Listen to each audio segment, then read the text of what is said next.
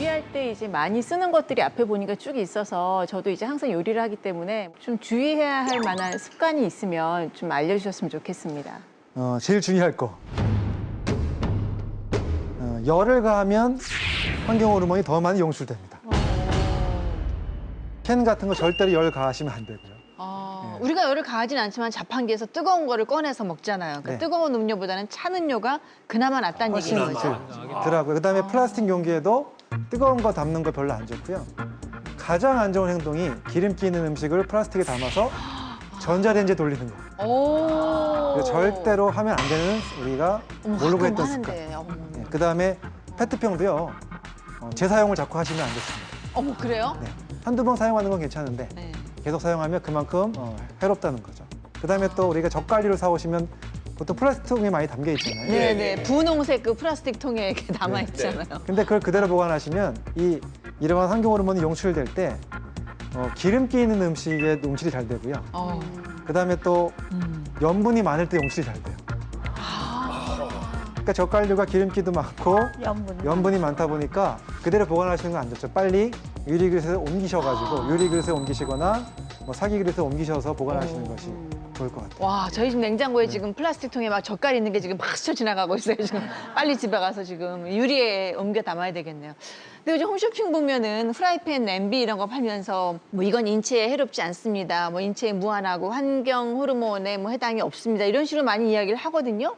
그렇다면 그 환경 호르몬이 많이 그 생성되는 냄비, 프라이팬이 많다는 얘기잖아요, 그죠? 네, 그렇죠. 굉장히 신박한 거죠. 뭐 다는 아니지만 일부 냄비나 후라이팬에서는요, 그 코팅이 돼 있는데 거기 이제 과불화 화합물이라고 하는 환경 호르몬이 있습니다.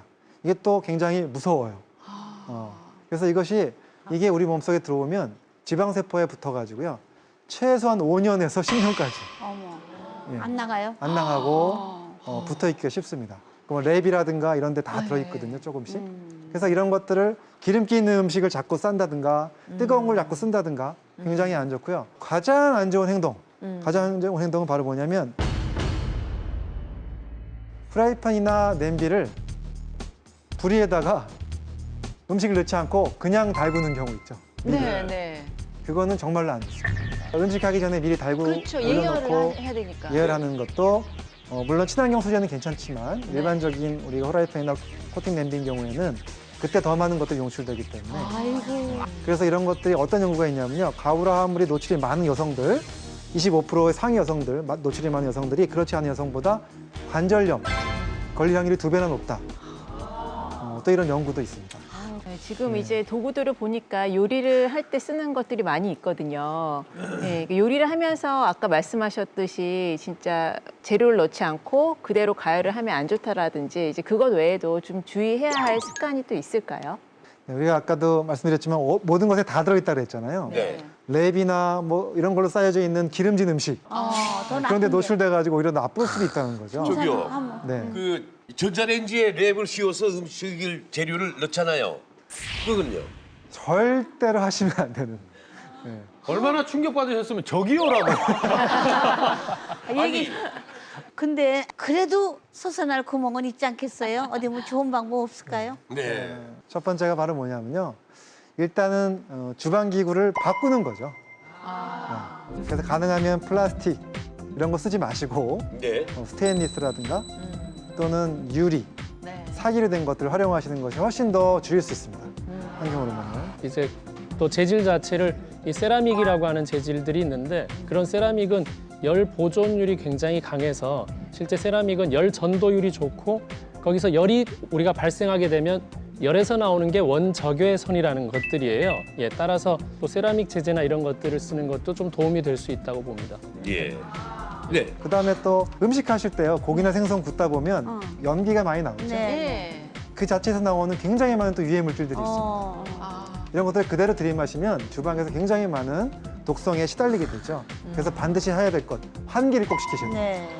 요즘에 후드들이 달려 있잖아요. 네. 그래서 꼭 환기를 하시면서 요리를 하시는 습관을 기르시는 것이 좋습니다.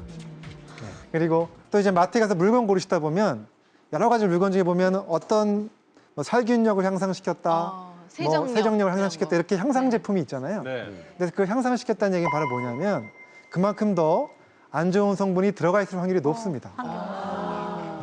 네. 그래서 가능하면 그런 제품은 좀 피하시는 게 좋고요. 예. 예를 들어서 뭐 세정력이라든가 보습력을 향상시키기 위해서 다이옥산 같은 걸 쓰거든요. 네. 또 트리클로산이라는 물질이 있는데 그거는 향균력을 높이게 됩니다. 이런 물질들이 더 많이 들어가서 그런 기능을 향상시켰다고들 많이들 얘기하죠. 그런 것들은 가능한 한 피하시고 가능하면 세제도 천연 세제로 구연산이나 소다, 식초, 천연빈 이런 걸 쓰시면 훨씬 더 줄일 수가 있습니다. 환경호르몬. 환경 호르몬이 갑상선 호르몬과 성 호르몬을 교란시킨다라고 하는 건 그런 호르몬들하고 형체가 비슷하다는 거거든요. 근데 이 갑상선 호르몬하고 성 호르몬이 몸 밖으로 배출되는 통로를 통해서 환경 호르몬도 배출될 가능성이 높다는 겁니다. 그 통로를 활성화시키는 것이 바로 황입니다.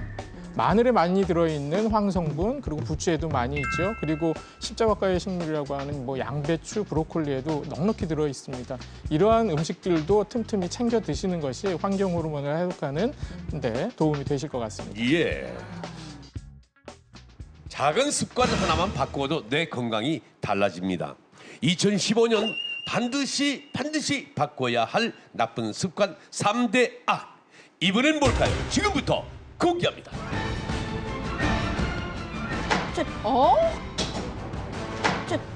후식.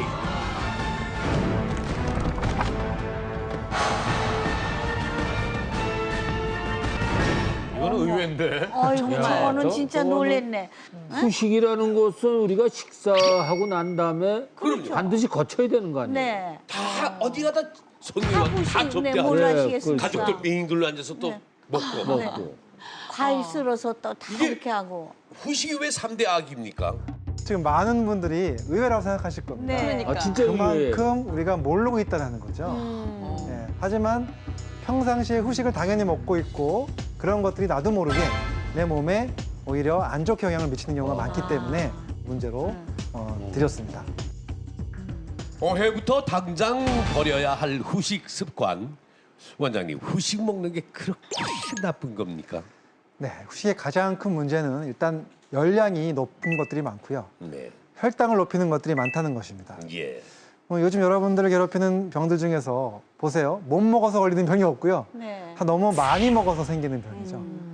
그래서 과식하고 고열량 또 고혈당식을 먹게 되는데 이것 때문에 건강이 나빠지는데 거기에다가 마지막에 후식까지 열량을 더 덧붙이면서 폭탄을 터뜨리는 경우가 되는 거죠. 근데 그 열량이 높다는 건 결국 단 거가 많다는 거 아닙니까? 그렇죠. 근데 전 단 거를 별로 안 좋아하고 후식 같은 것도 그냥 뭐 설거지를 하기 바빠갖고 그런 것도 잘 먹을 새도 없어요. 근데 우리가 보통 후식 그러면은 거창한 걸 생각하죠. 네. 네. 뭐 아이스크림을 먹는다든가 케이크 어. 같은 거 케이크라든가. 많이 먹죠. 초콜릿. 네, 그런데 빵이라든가. 빵이라든가 근데 그런 후식 말고도요. 우리가 그냥 무의식 중에 먹는 후식들이 있어요. 뭐 아시다시피 뭐 이런 커피, 믹스 커피 같은 거 한 잔, 네. 또는 뭐 과일, 과일은 그다음에 뭐 먹죠. 수정과, 식혜. 뭐 식혜 이런 것들도 먹잖아요. 근데 그런 것들도 굉장히 당분이 많고 특히나 그 중에서 믹스 커피가 굉장히 큰 문제를 지금 보여주고 있습니다. 아니 그런데 그 우리 어머님 세대들의 착한 식당 그리고 나쁜 식당을 나누는 기준이 뭔지 아십니까? 식사를 마치고 이제 가게를 나설 때 100원을 넣고 뽑아야 되는 건 나쁜 식당이에요. 근데 버튼만 누르면 쪽쪽 나오면 착한 식당이거든요. 근데 그 우리 어머님들이 왜 이렇게 달달한 커피 믹스를 좋아하시면 이게 왜 또 그렇게 나쁜 겁니까? 우리가 보통 이제 커피 믹스를 보면 여기 앞에 지금 이렇게 커피 믹스 하나를 분해해 놓으셨는데 네. 보시면 커피가 한 스푼 정도 들어있고요. 그다음에 그 분말 크림이 한 스푼 반 정도 들어있고요. 설탕이 한 스푼 반 정도 들어있어요. 전체적으로 보면 네. 사실 이게 커피라기보다는 거의 설탕이나 지방이 많은 크림으로 이루어졌다는 겁니다. 그래서 이것을 우리가 한두 잔 먹는 거 가끔 먹는 건 괜찮지만 습관적으로 식후마다 먹게 되는 순간에 문제가 되는 거고요. 칼로리 자체가 이 믹스 커피 한 잔에 55칼로리나 된다는 것이죠. 네. 사실 저는 믹스 커피는 좀 이렇게 말하고 싶어요. 커피 향이 나는 설탕물이다. 네, 저 네. 커피라고 사실 말하기 좀 어렵거든요.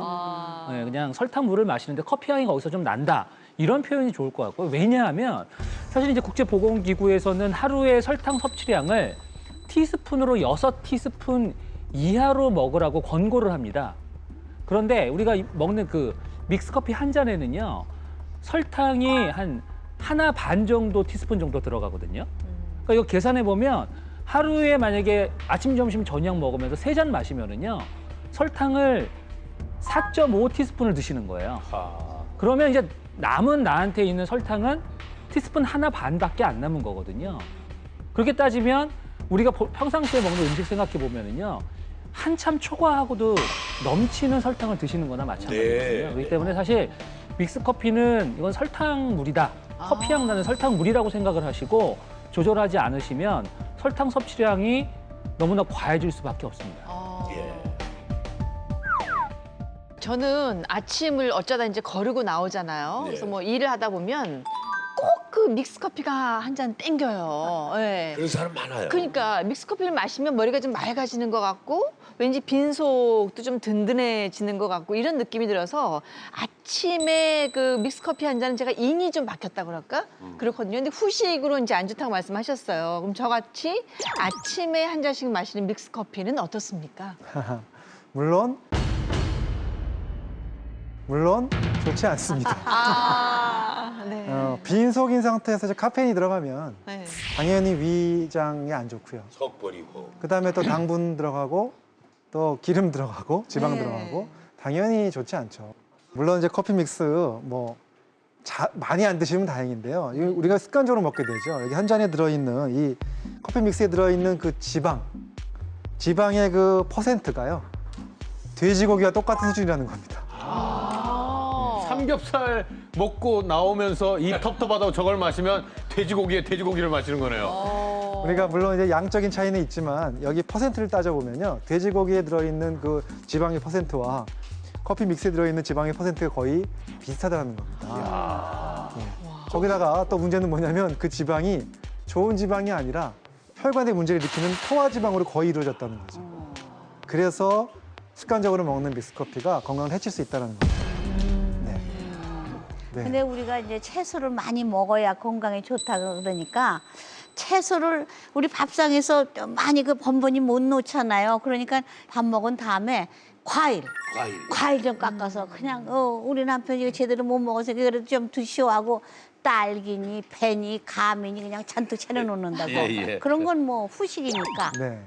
좀 보통 괜찮겠죠? 우리가 이제 후식으로 과일 드시면 더 건강에 좋다고 많이 생각을 하시잖아요. 아, 근데 그럼요. 사실 이 과일이라는 게 굉장히 건강에 좋은 음식입니다. 값도 비싸고 좋은 음식인데도 불구하고 후식으로 드셨을 때 가장 안 좋게 먹는 방법이 바로 과일이라는 거죠. 그러니까 이것은 사실은요. 가장 좋게 먹는 방법은 공복에 먹는 게 그대로 과일에 있는 영양분을 그대로 흡수할 수 있는 가장 좋은 방법 중에 하나인데도 불구하고 우리가 후식으로 먹으면서 오히려 과일의 좋은 점들을 잘 활용하지 못하고 있다는 거죠. 여태까지 그래 왔어요. 식사를 하고 나면 음식물이 위에 차 있을 때 과일을 같이 먹게 되면 과일의 소화 속도와 다른 음식의 소화 속도가 달라집니다. 다릅니다, 원래. 네. 과일은 소화하는데 얼마 걸리지 않아요. 2, 30분밖에 걸리지 않고 다른 음식들은 음식에 따라서 2시간, 4시간, 6시간까지 걸리거든요. 그러다 보면 과일이 먼저 소화돼서 내려가야 되는데 음식과 섞여서 장으로 내려갈 수가 없게 되는 겁니다. 그래서 다른 음식들이 그 안에서 발효가 되기 시작하고 산화되기 시작하면서 배에 가스가 차고 이러한 그 복통이 일어나서 또 속이 쓰리고 소화불량이 올 수도 있는 그러한 문제도 생길 수 있습니다. 우리가 뭐 밥이나 국수, 빵 같은 걸 먹으면 탄수화물 그 자체가 우리 몸속에서 혈당을 올리는 음식이잖아요. 그 상황에서 또 과일이 만나면 혈당 수치가 같이 올라가는 거죠. 급상승하게 되는 거죠. 그러면서 몸속에 혈당 상승이 올라가면서 이제 여러 가지 타격을 주게 되는데 그러다 보니까 우리가 이 과일을 선택할 때도요. 여러 가지 종류를 선택해서 드시는 것이 도움이 됩니다. 과일 중에서도 여기 보시면 과일이 6가지가 나와 있는데 혈당 지수에 따라서 혈당을 빨리 올리는 과일이 있고요. 혈당을 별로 안 올리는 과일이 있습니다. 이런 것들을 구분해서 드시면 훨씬 더 건강하게 후식을 드실 수가 있겠죠. 보시면 혈당을 그래도 좀 비교적 과일 중에서 혈당을 빨리 올리는 것이 바로 수박, 그래요. 포도, 어머.